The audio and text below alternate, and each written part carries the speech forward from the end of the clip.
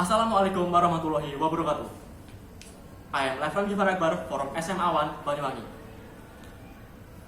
And let me start my speech in 3, 2, 1. To the honorable judges, my beloved viewers, and other people who are watching this. Here I am as the opposition team, which debate on the motion this House would give social service and skill training for gambling offenders rather than imprisonment.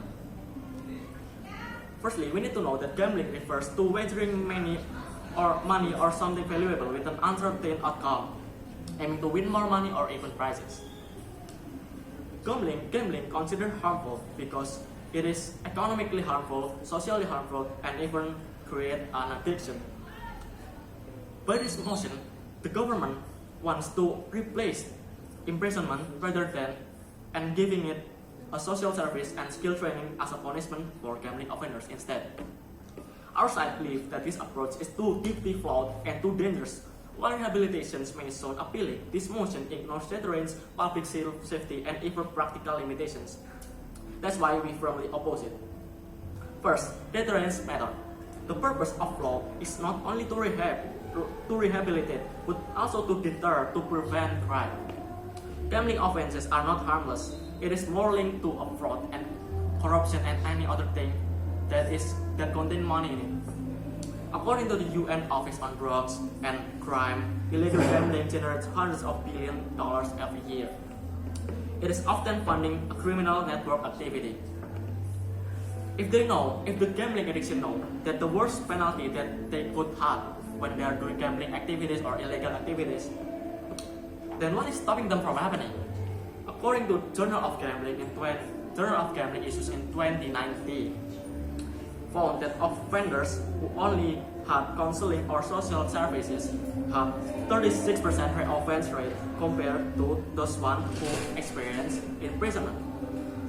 By removing imprisonment and replacing it with social service and skill training,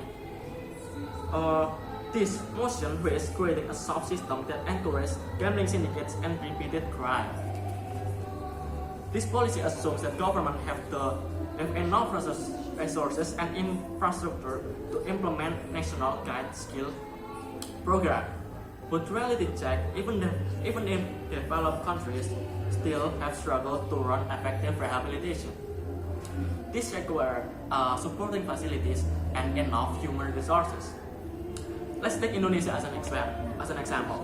The government spends around 660 trillion annually on education, but it still faces a lot of shortage. And now imagine if the cost of vocational problem really did exist. How many money do we need to spend on it so it works perfectly?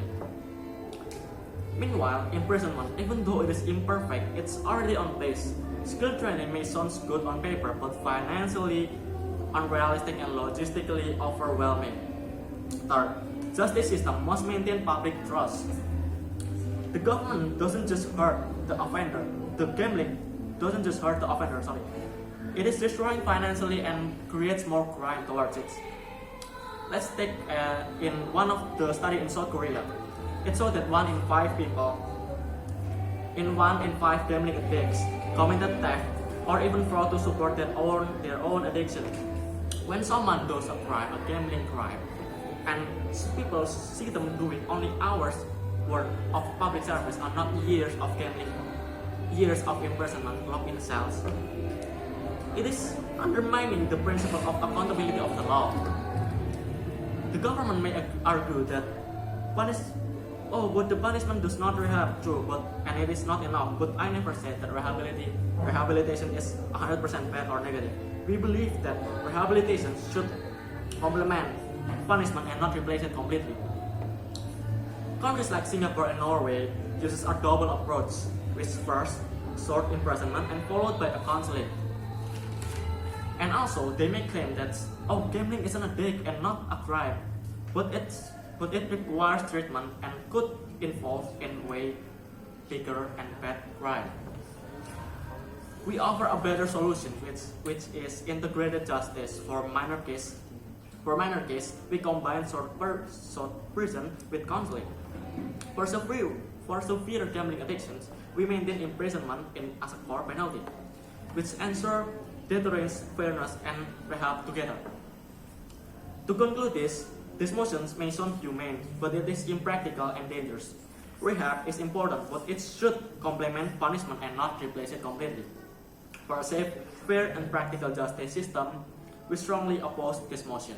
Thank you very much.